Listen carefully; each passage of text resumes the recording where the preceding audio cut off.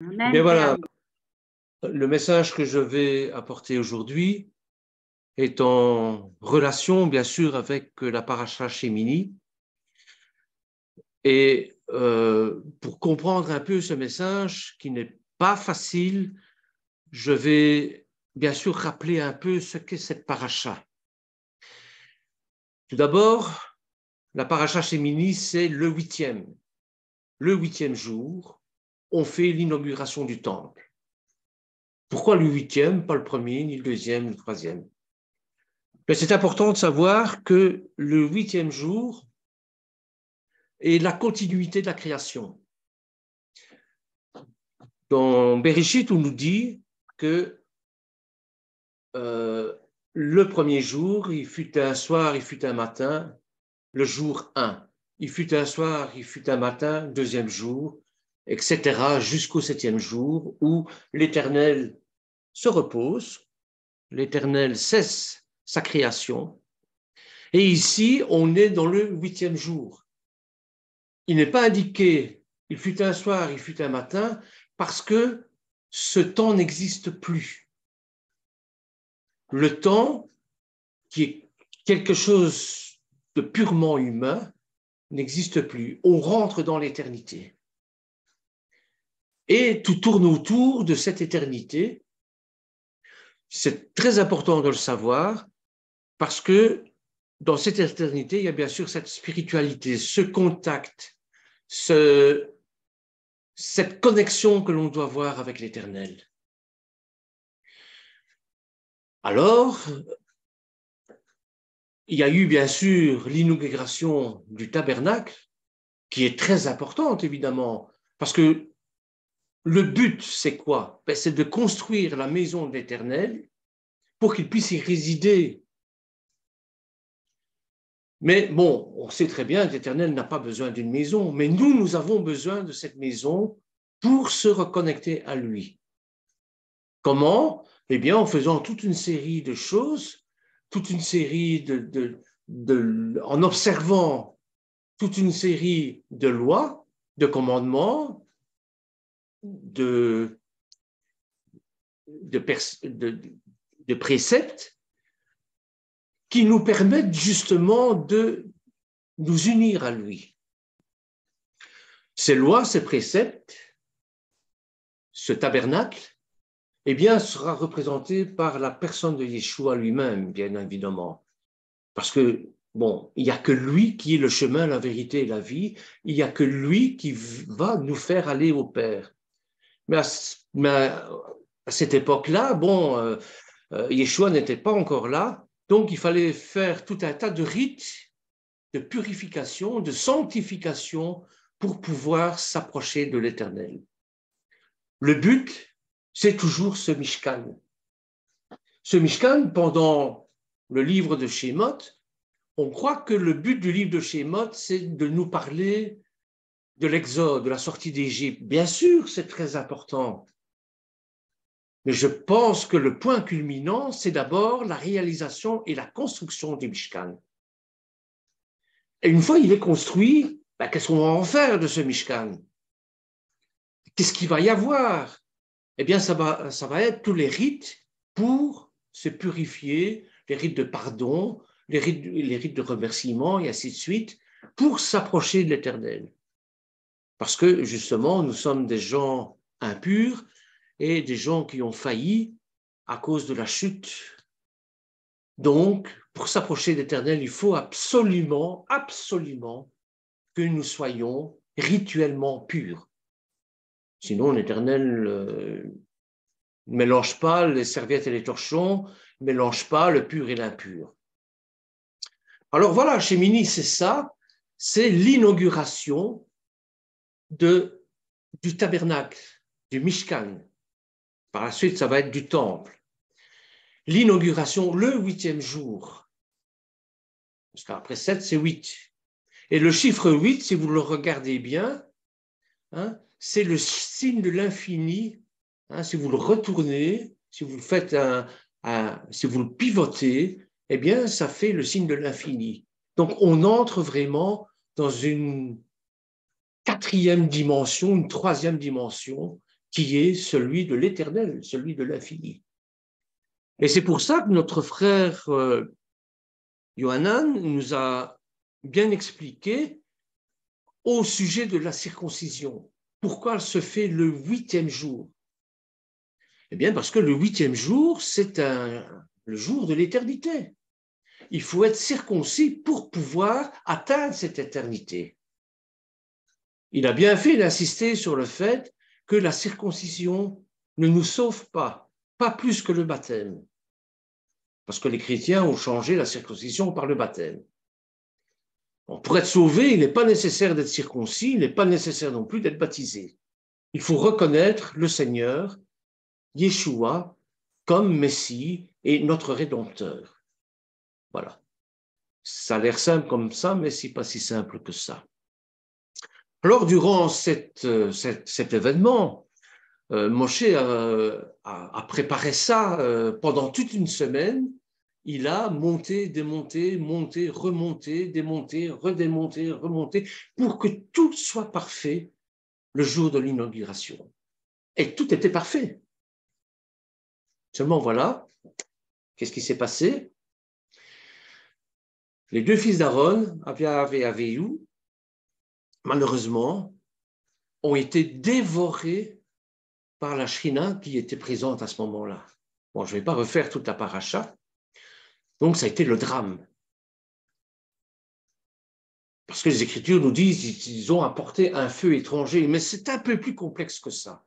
Parce que ce n'est pas parce qu'ils sont allés chercher un feu, hein, alors qu'on ne leur avait pas demandé de le faire, hein, donc ils ont péché par excès de zèle, je vais dire comme ça, qu'ils ont été détruits, qu'ils ont été dévorés par la Shekinah, c'est-à-dire par la présence divine. C'est pour vous dire que on ne s'approche pas de Dieu comme on veut. Voilà ce que ça veut dire. Donc, il y a eu ce drame-là, et puis tout de suite après, vient les notions de la cacheroute. Alors, on ne comprend plus bien. On dit, qu'est-ce que c'est de ça pour une histoire? Eh bien, la cacheroute, c'est comme la circoncision. Ça nous mène dans un monde, dans une dimension, dans la 3e dimension.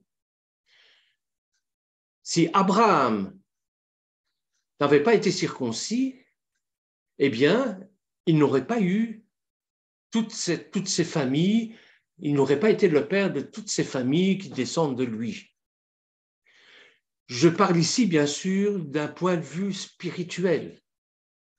Peut-être qu'il avait peut-être une maladie, hein, qu'il fallait l'ablation du prépuce. Ça se voit encore chez nous.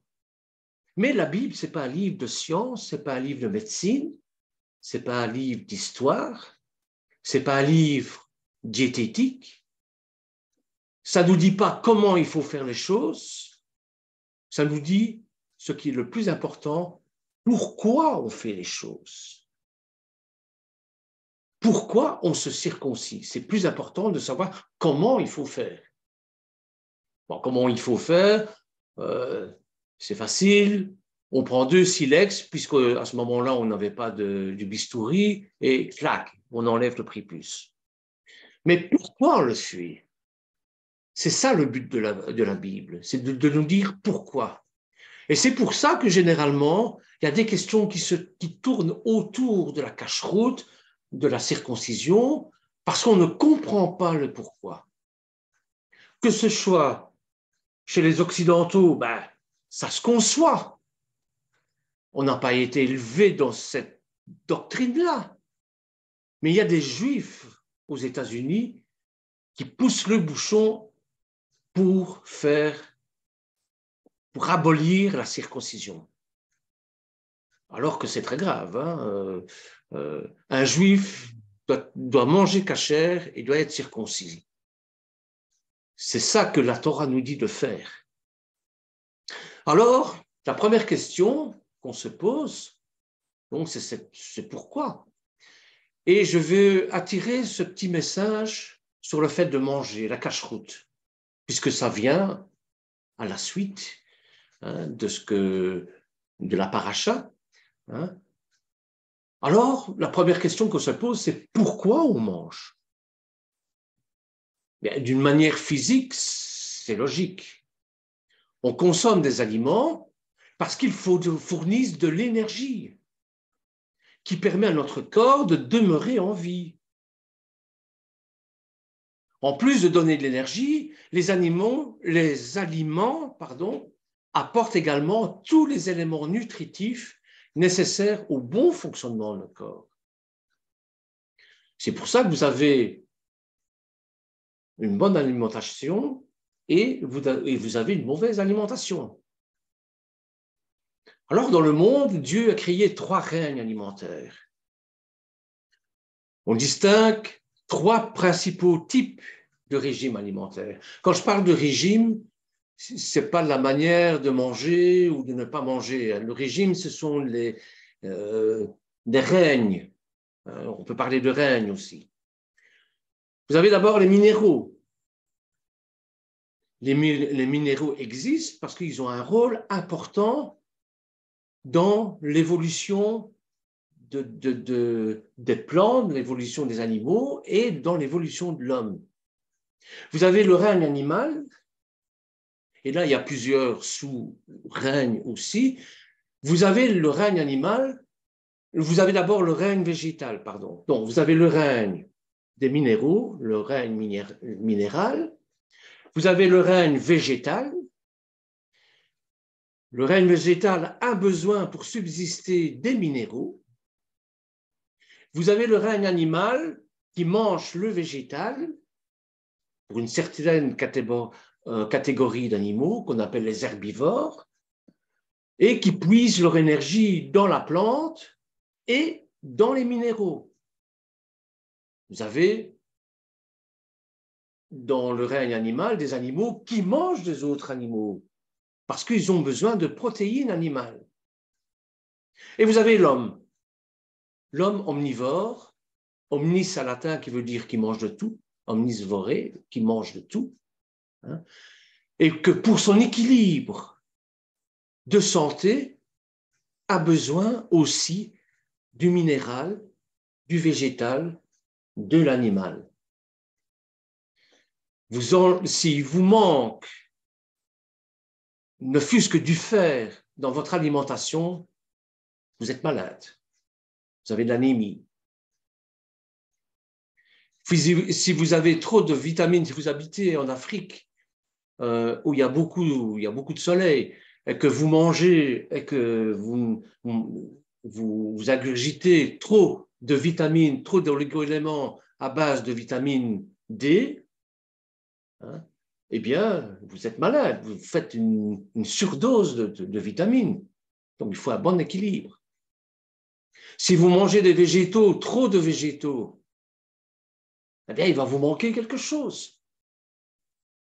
Si vous ne mangez pas assez de végétaux, ben, il vous manque aussi des fibres pour... alors, vous avez de la constipation, vous avez tout un tas de choses. Vous avez besoin de protéines aussi, de graisse animale. Mais pas trop. Sinon, ça va dans vos artères et ça englobe votre cœur, vous avez des problèmes cardiovasculaires. Hein. Pas de sucre non plus, parce que sinon vous avez du diabète. Donc, tout est question d'équilibre. Et en parlant de ça, vous savez, comme moi, l'équilibre a été rompu par l'homme bien souvent. Dans un but de profit, eh bien, on a commencé à injecter des hormones au poulet, par exemple. Le poulet aux hormones. Ça fait un siècle qu'on en parle. Pourquoi? Parce que le poulet grossit 3 fois plus vite que s'il court et qu'il se nourrit normalement. Mais ce n'est pas bon pour la santé.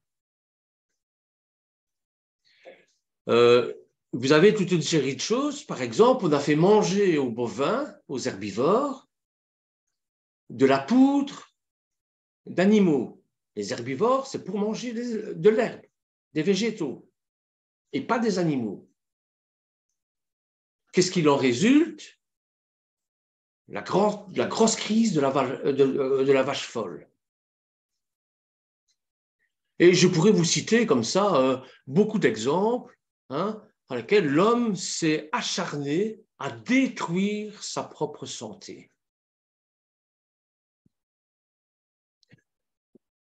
Et encore maintenant, il y a des lois européennes qui ont été promulguées autorisant à manger de la poudre de cafard. Frères et sœurs, de la poudre de cafard. Il y a des restaurants qui ont été fermés par l'AFSCA, c'est-à-dire l'organisme de contrôle, parce qu'il y avait des blagues, parce qu'il y avait des cafards par terre. Et maintenant, on viendrait nous faire bouffer des cafards. Vous voyez, le dérèglement vient de là, l'appât du gain. Parce que la poudre d'insectes, eh bien, d'abord, on vous chante que c'est plein de protéines, peut-être, mais c'est une question de gain. C'est-à-dire que ça coûte moins cher de mettre des insectes, de faire d'élever des sauterelles, par exemple, des grillons, et de les réduire en poudre pour notre alimentation. Voyez ? Donc, voilà un petit peu le schéma, mais ça je vous parle bien sûr au niveau humain. Pour parler de spiritualité, pour parler de foi, ce sont des choses qu'on ne voit pas, mais nous avons besoin d'exemples. Et les exemples, on les trouve où? Ben, on les trouve autour de nous. C'est pour ça que je vous dis, j'essaie selon moi, en tout cas, de vous montrer que la cache-route, la manière de manger que l'Éternel nous impose, ce n'est pas dans un but hygiénique. Ça peut être un but hygiénique, mais ce n'est pas le but. Le but, c'est justement au niveau de notre âme. Au niveau de notre âme, parce que notre âme a besoin aussi d'une alimentation saine, équilibrée. On devient ce qu'on mange. C'est-à-dire que non seulement il y a de l'énergie qui se transforme lorsqu'on mange pour notre bonne santé physique, mais pour notre bonne santé mentale, morale, et pour notre spiritualité. Je prends un bête exemple, je l'ai déjà pris certainement. Je suis assez pris du foie. Vous allez me faire des œufs et des frites et une mouche au chocolat comme dessert. Je vais soit frôler la crise de foie, soit avoir une belle crise de foie. Ça, c'est 3 jours couchés dans le noir avec des migraines, des vomissements et tout ce que vous voulez.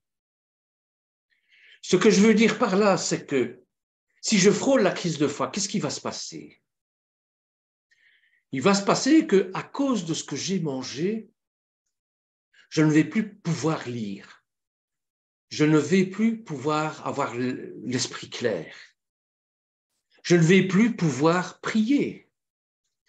Parce que les conséquences de cette nourriture vont mettre une barrière entre moi et le divin. Voyez? Alors, non, ne prenons pas la Torah pour un livre hygiénique, c'est pas ça. La Torah nous dit, ne détruisez pas votre âme avec de la nourriture. Tout tourne autour du manger. La faute avec un grand F, un F majuscule de l'humanité, c'est faite par le manger d'une manière interdite. Souvenez-vous de Bereshit, on dit à l'homme qu'il peut manger de tout, sauf de cet arbre-là. Évidemment, l'interdiction a un attrait. Hein, c'est quand c'est interdit qu'on a envie de le faire. La conséquence, ben, ça a été la chute. Donc, c'est à partir du manger, du concept de la nourriture. Plus tard, c'est la perte du droit d'aînesse dans Bereshit, à la paracha Toldot, avec Ésav et Yaakov. Ésav a préféré manger son plant de lentilles, c'est-à-dire vite se nourrir, que de penser à son droit d'aînesse, que de penser au futur, à la future mission messianique du peuple d'Israël.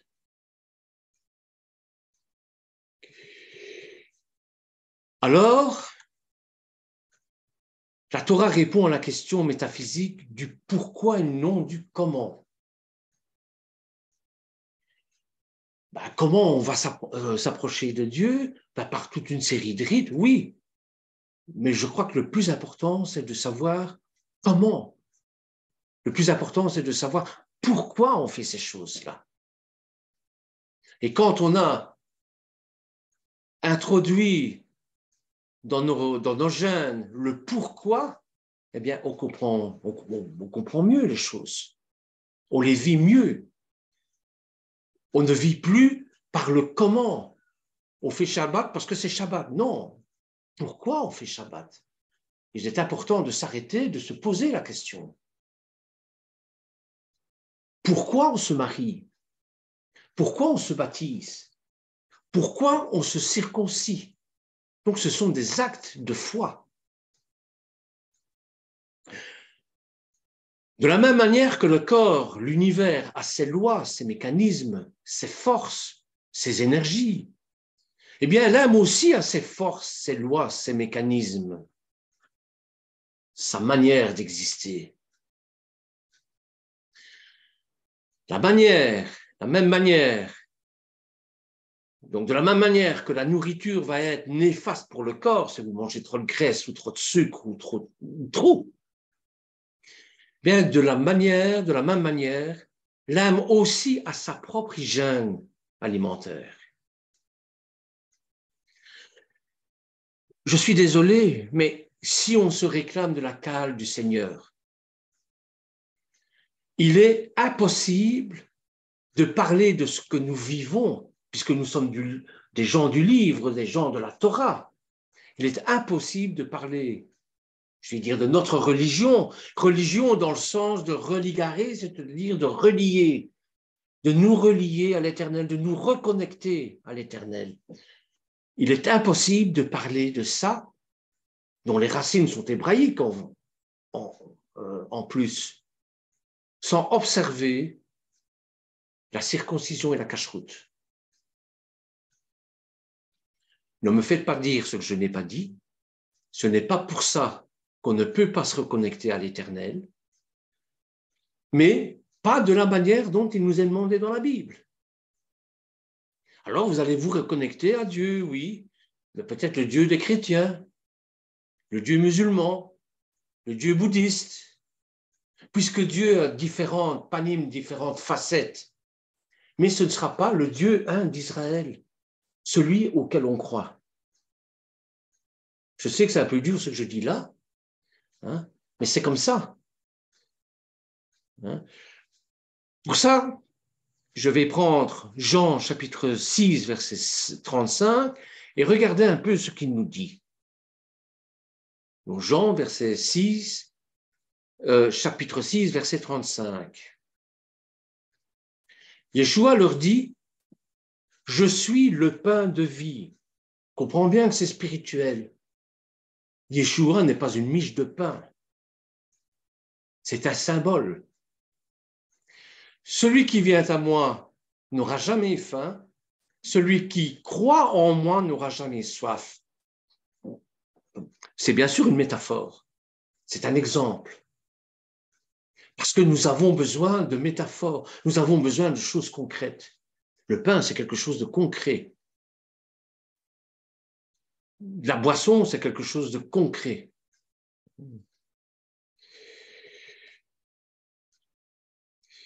Il nous est dit aussi, à la fin de la paracha, au chapitre 11, verset 45, le Seigneur nous donne le pourquoi nous devons manger cachère. Regardez comme c'est bien dit. Donc, chapitre 11 du Lévitique, verset 44, verset 45, pardon, c'est le verset 45 qui est le plus important. Il vous dit comment, pourquoi on mange kasher. Ben pourquoi? Car je suis Adonai, qui vous ai fait monter hors d'Égypte afin d'être votre Dieu. Je m'arrête ici, ce petit verset-là, on passe sans arrêt. Qu'est-ce qu'il est indiqué? Je vous ai fait monter hors d'Égypte. Généralement, même dans les 10 paroles, il nous est dit, je vous ai fait sortir d'Égypte et de la maison de servitude. Or, ici, il nous dit, je vous ai fait monter. C'est le verbe aliyah. Monter, ça veut dire quoi? Mais ça a une connotation, bien sûr, spirituelle. Donc, le fait de manger, ça nous fait élever, ça nous élève. Il faut s'élever à l'Éternel. Vous allez bien sûr me rétorquer que bon nombre de personnes religieuses ne mangent pas kasher et ils connaissent Dieu. Ce sont des personnes morales qui observent les commandements. Bien sûr, ils vont connaître Dieu, ils vont connaître une facette de Dieu, mais pas comme il nous est demandé de le connaître, nous. Ça veut dire que la relation spécifique avec l'Éternel qu'on nous demande d'avoir est impossible sans cette circoncision et sans cette nourriture cachère. Il est impossible de se circoncire, de ne pas être circoncis si on veut faire une famille spirituelle. La circoncision du cœur est bien sûr la plus importante. Si on s'est circoncis de chair, c'est parce qu'on a besoin d'un exemple. Abraham et Sarah ne pouvaient pas avoir d'enfants. Et c'est quand ils ont été circoncis que la lettre divine s'est introduite en eux, et là, ils ont pu faire des enfants. Ils ont pu avoir Isaac et commencer toutes les familles du monde, de la terre. Vous comprenez? Eh bien, pour la cacheroute, c'est pareil. Hein? Oui, on va connaître Dieu, mais pas comme il nous est demandé de le connaître. Pour connaître le Dieu un d'Israël, il faut manger kasher. Et être circoncis, et si ce n'est pas de chair, c'est de cœur au moins. Sinon, on est stérile. On ne fait pas d'enfants spirituels.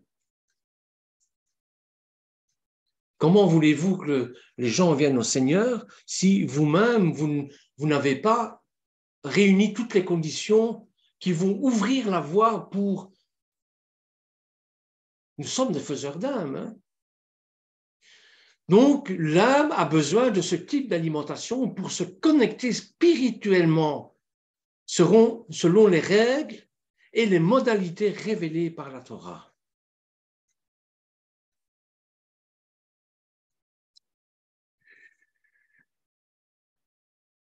Alors, il y a quelque chose que je mets souvent en évidence. Hein? Donc, la cacheroute, hein, c'est le fait de manger d'une alimentation qui est agréée par l'Éternel. Il y a toute une série de règles à respecter. Hein? Il serait bon de savoir le pourquoi, mais ce sera lors d'un prochain cours, certainement sur Shemini. Pourquoi on mange de la vache, on mange des ruminants, hein, qu'on ne peut pas manger de lapin, qu'on ne peut pas manger de cheval, qu'on ne peut pas manger de moule, qu'on ne peut pas manger certains insectes. J'ai dit certains, certains grillons, certains criquets sont autorisés. Pourquoi? Et vous allez voir que si on creuse un peu, c'est plausible. Mais je ne vais pas entrer là-dedans maintenant. Ce que je voudrais bien vous faire vous dire, c'est que si le manger est quelque chose d'important, la preuve en est, c'est que dans certaines circonstances, on vous demande de jeûner. On vous demande de ne pas manger. Pourquoi? Eh bien, pour libérer d'abord, d'une manière hygiénique, toutes les toxines qui sont dans votre corps et qui vous empêchent de prier, qui vous empêchent de vous reconnecter à l'Éternel. Qu'est-ce qui me permet de dire ça? Il m'arrive de faire des temps de jeûne, vous aussi, j'imagine, je suppose. Premier jour, ça va. Deuxième jour, c'est un peu dur. Le troisième jour, on a l'esprit complètement embué. Ça veut dire que les toxines commencent à remonter à la surface, à être éliminées. Il ne nous est pas interdit de boire, il faut boire beaucoup. Et comme l'eau est purificatrice, eh bien cette eau va éliminer toutes les toxines. Et au bout du quatrième jour, mes frères et sœurs, je ne sais pas vous, mais chez moi, ça se passe comme ça, mon esprit commence à s'ouvrir. S'ouvrir à la parole de Dieu, s'ouvrir à la relation que je peux avoir avec l'Éternel dans ma prière. Ma prière n'est plus la même. Vous voyez? Donc, le jeûne, pour moi, ça sert à ça. Jeûne, ça vient d'où? Ça vient d'un terme hébreu en hébreu, on dit tsum. Ça veut dire couvrir la bouche pour ne pas que les choses rentrent dedans. Le mot grec, c'est nestéo, qui signifie s'abstenir. Dans un contexte spirituel, ça signifie s'abstenir de manger et de boire. Il y a un exemple très frappant, c'est celui d'Esther, au chapitre 4, verset 16. Regardez ce qu'elle nous dit. Esther envoya dire à Mardoché, donc Esther, le livre d'Esther, chapitre 4, verset 16. Esther envoya dire à Mardoché, va, rassemble tous les Juifs qui se trouvent à Suse, jeûnez pour moi sans manger ni boire pendant 3 jours, ni la nuit ni le jour. Moi aussi je jeûnerai de même avec mes servantes, puis j'entrerai chez le roi, malgré la loi, et si je dois périr, je périrai. Le roi peut être symbolisé par Adonai. Si vous voulez entrer dans le palais du roi, il faut jeûner. Il faut être pur. Il faut se purifier. Vous voyez, il faut demander à Yeshua qu'il nous purifie. Et là, nous avons des chances d'entrer dans le palais. Le jour des expiations, par exemple, Yom Kippour, eh bien, on nous demande de jeûner aussi. C'est en Actes, chapitre 27, verset 9.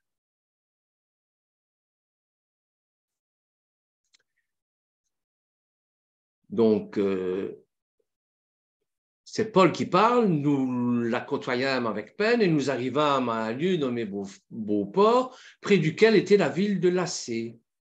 Un temps assez long s'était écoulé et la navigation devenait dangereuse, car l'époque même du jeûne était déjà dépassée. C'est pourquoi Paul avertit, c'est au moment où il va y avoir le naufrage avec le bateau, souvenez-vous, hein, vous connaissez ça. Donc, le seul jour de jeûne commandé par Dieu, c'est dans Lévitique au chapitre 23, verset 27. Et bien que d'autres jours de jeûne nationaux soient mentionnés dans la Bible, en outre, il est clair que la pratique du jeûne personnel est quelque chose auquel on s'attend de la part des disciples de Yeshua. Et ça, c'est dans Matthieu chapitre 9, versets 14 à 15. Matthieu, chapitre 9, versets 14 à 15. Alors les disciples de Jean vinrent auprès de Yeshua et dirent, « Pourquoi nous et les pharisiens jeûnons-nous, tandis que les disciples ne jeûnent point ?» Yeshua leur répondit, « Les amis de l'époux peuvent-ils s'affliger pendant que l'époux est avec eux? Les jours viendront où l'époux leur sera enlevé et alors ils jeûneront. » Qu'est-ce que ça veut dire? Voyez, de nouveau, ce n'est pas le comment on jeûne, c'est le pourquoi il faut jeûner. Nous encourageons bien sûr ceux qui ont des problèmes de santé à consulter leur médecin avant de jeûner. Il ne faut pas jeûner si on est malade, si on a des problèmes gastriques. de problèmes de foie ou autres, des problèmes graves. Il faut consulter le médecin, bien sûr. Hein. Je vous en prie, mes frères et sœurs, ne faites pas ce que je ne dis pas de faire. Je ne vous demande pas de jeûner parce qu'il faut jeûner. C'est pour ça qu'il faut aller voir son médecin si vous avez des problèmes. Et jeûner en toute connaissance de cause, en âme et conscience. Vous savez pourquoi vous jeûnez. Mais pourquoi on jeûne alors? Eh bien, la Bible donne des exemples du peuple de Dieu combinant occasionnellement le jeûne avec des prières afin de raviver le zèle. Je vous l'ai dit, on a tendance à s'endormir. Essayez de prier quand vous avez fait un bon repas.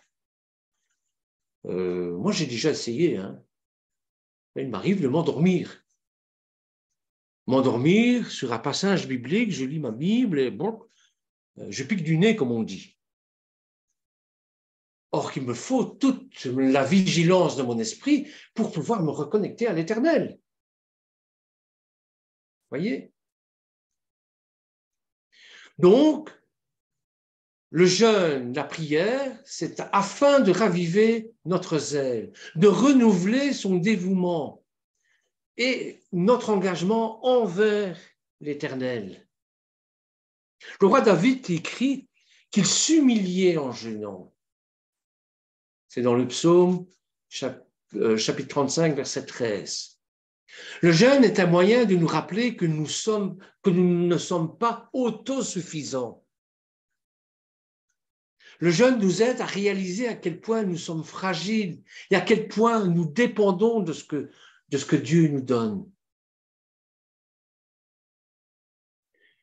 La Bible apporte que de grands hommes de foi tels que Moshe, Élie, Daniel, Saul, Yeshua lui-même, jeûnèrent pour se rapprocher de Dieu. Vous avez ça dans Exode, chapitre 34, verset 28, par exemple. En 1 Roi, chapitre 19, verset 8. Dans le livre de Daniel, au chapitre 9, verset 3. Dans 2 Corinthiens, chapitre 11, verset 27. Dans Matthieu, chapitre 4, verset 2. Donc, vous voyez, la Bible nous enseigne de jeûner. Yeshua savait que ses vrais disciples, une fois qu'ils ne seraient plus là, physiquement, en chair et en os, avec eux, eh bien, devaient parfois jeûner pour raviver, renouveler leurs ailes, afin de servir. Vous verrez ça dans Marc, chapitre 2, verset 18. On va le prendre d'ailleurs. Marc, chapitre 2, verset 18. Ça va, je ne fais pas trop vite?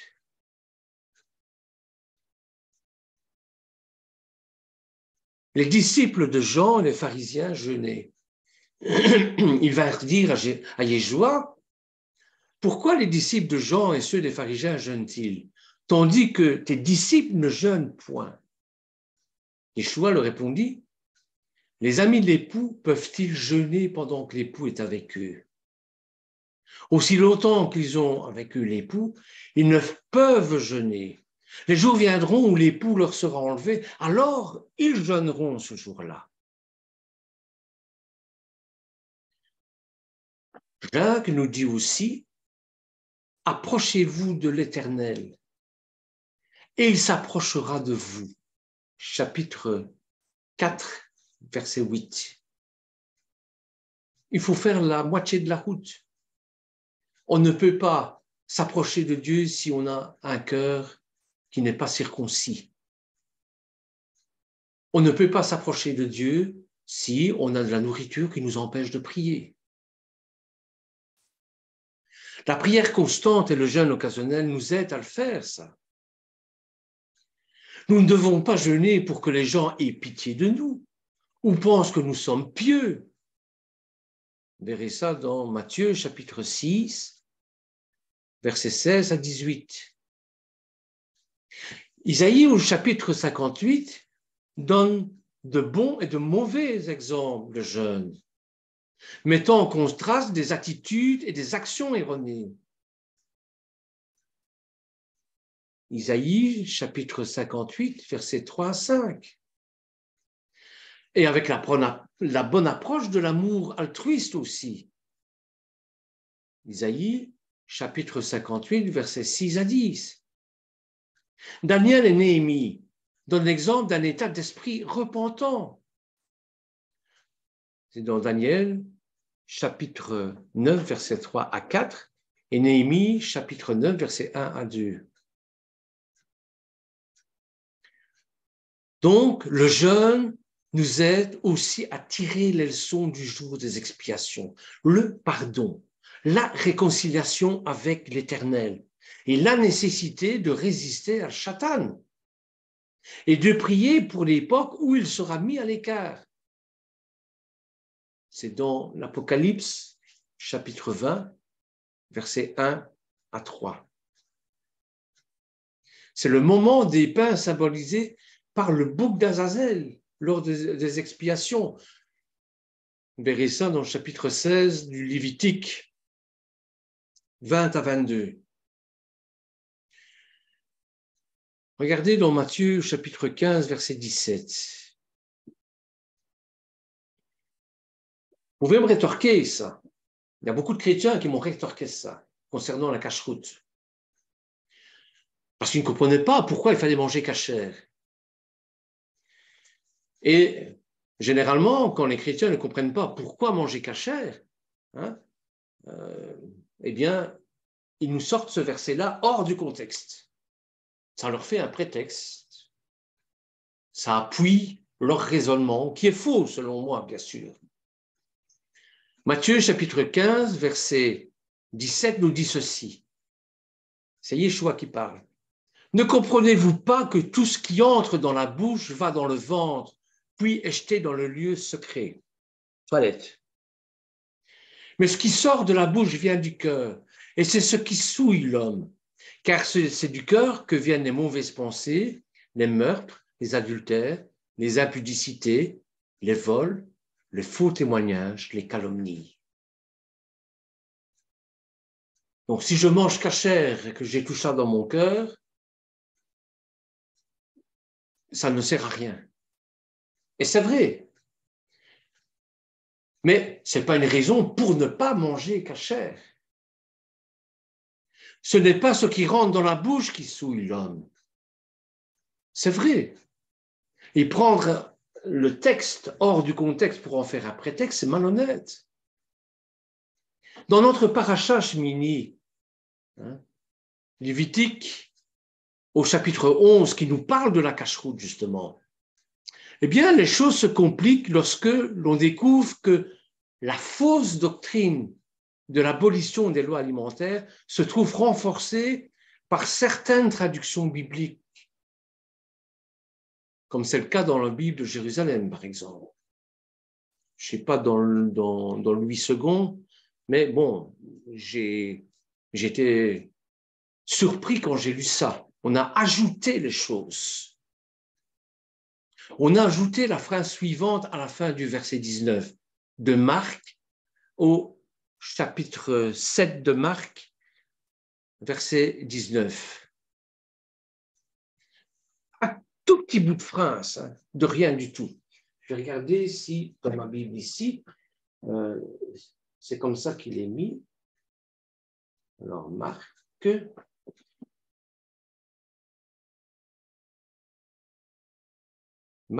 verset 7, 19.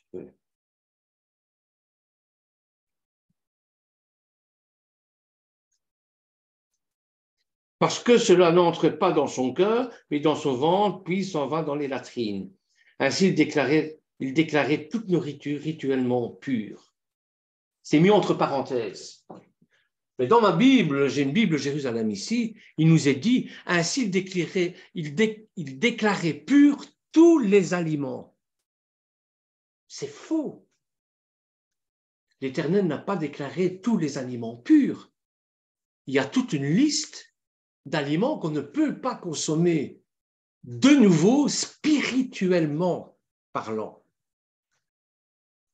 Il y a des gens qui mangent des huîtres et qui mangent des moules et qui ne sont jamais malades. Vous comprenez? Alors, on peut trouver des excuses, hein, des exemples. Ouais, il ne faut pas manger des huîtres et des moules parce que c'est les filtres des océans. Peut-être, mais le but de la Bible, ce n'est pas ça. Ce n'est pas du tout ça. L'huître et la moule, ce sont des mollusques. C'est une partie de la création qui est inachevée déjà. C'est déjà une excuse. C'est déjà, pas une excuse, une explication. Voyez? Donc, gardons bien à l'esprit que ce rajout, puisque c'est mis entre parenthèses, cette phrase dernière est toujours mise entre parenthèses parce qu'elle n'existe pas dans les anciens manuscrits. Elle aurait été ajoutée par des traducteurs pour dégager les lecteurs des lois alimentaires du Lévitique 11 ou de Deutéronome chapitre 14. C'est bien sûr, je ne les accuse pas. C'est bien sûr ce que je constate. Ils ont mis entre parenthèses, ainsi ils déclaraient purs tous les aliments. Mais non, non. Ce n'est pas écrit comme ça. On ne peut rien rajouter, on ne peut rien retrancher de la parole de Dieu. C'est ici un rajout trompeur et dangereux, un vrai obstacle posé devant l'aveugle. Des gens vont s'appuyer sur ce petit bout de phrase de rien du tout pour dire il ne faut pas manger cachère, ça ne sert à rien, puisque tous les éléments que l'Éternel a créés sont purs. Et c'est ce genre de rajout qui égare davantage que ceux qui sont mal affermis dans la foi, au mépris total de l'avertissement solennel donné par le Seigneur lui-même. Souvenez-vous ce que le Seigneur a dit lui-même, ce que l'Éternel a dit lui-même, en Deutéronome au chapitre 4, verset 2. Vous n'ajouterez rien à ce que je vous prescris, et vous ne retrancherez rien, mais vous observerez les commandements de l'Éternel, votre Dieu, tels que je vous les ai prescrits. Il nous prescrit de manger cachère, mangeons cachère. Si quelqu'un y ajoute quelque chose, Dieu le frappera de fléaux décrits dans son livre, Apocalypse chapitre 22, verset 18. Prenons le texte, faisons l'objet du commentaire fallacieux. Car cela n'entre pas dans son cœur, mais dans son ventre, puis s'en va dans les lieux secrets, dans les latrines, toilettes, qui purifient tous les éléments. Ça, c'est dans Louis II. Le mot grec qui a été traduit par purifiant est katharison, qui peut signifier aussi éliminer. Donc, il ne s'agit nullement de rendre pure une nourriture impure, ce qui irait contre la loi de Dieu. Il s'agit tout simplement du processus qui consiste à éliminer la nourriture par des voies naturelles. C'est-à-dire, tous les déchets partent dans les latrines dans les champs, les matières organiques des latrines vont être absorbées par les plantes, transformées en énergie.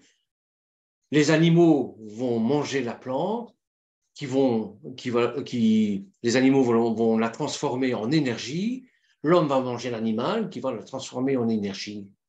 Voilà. Yeshua est ici dans une discussion relative à la loi portant sur la pureté rituelle lors d'un repas. Il n'est absolument pas en train de discuter de la validité de la loi alimentaire. Est-ce qu'on peut faire ou ce qu'on peut pas faire? Non, ce n'est pas ça qu'il est en train de discuter. Il essaie d'expliquer le sens de la pureté rituelle des choses. Parce que c'est un domaine très particulier, la purification rituelle. Et nous allons le voir la semaine prochaine dans Tatsria avec la femme qui a accouché et qui doit attendre 40 jours pour se purifier. Elle qui donne la vie, elle est obligée de se purifier. Pourquoi? Toujours le pourquoi des choses. Vous voyez? Il n'est absolument pas en train de discuter de la validité de la loi. Surtout lorsqu'on sait bien que la cacheroute est précieuse pour les Juifs. Qu'un goy ne mange pas caché, c'est pas bien grave. Comme je vous l'ai dit, oui, il va se reconnecter à Dieu, mais pas comme il faudrait. Mais c'est pas si important que ça. Mais un Juif, oui. Pourquoi? Parce que le Juif, dans son essence juive, il est le gardien de la Torah, de la parole. Et si un Juif ne mange pas kasher, il n'est pas circoncis, c'est pas un Juif. Il est retranché comme gardien de la parole, comme il est retranché du camp, comme il est retranché du tabernacle.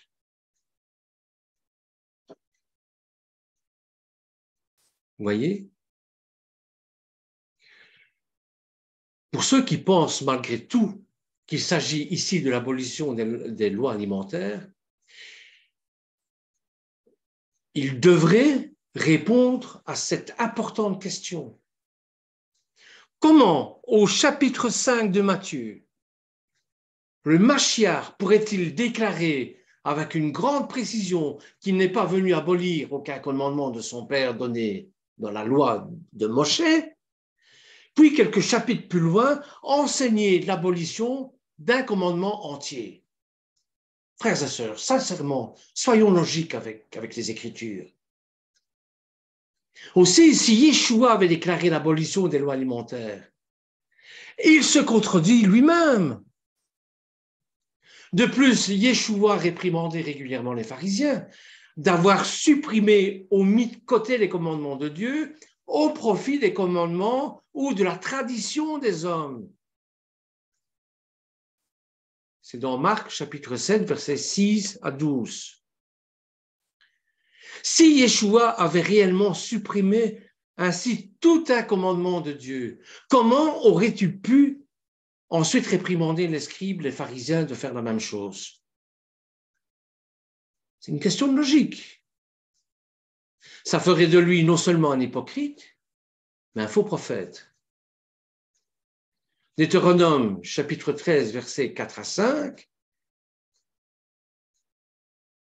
nous met effectivement sérieusement en garde contre tout prophète qui parlerait de se révolter contre l'Éternel ou essayerait de nous pousser hors de la voie où l'Éternel, notre Dieu, a prescrit de marcher.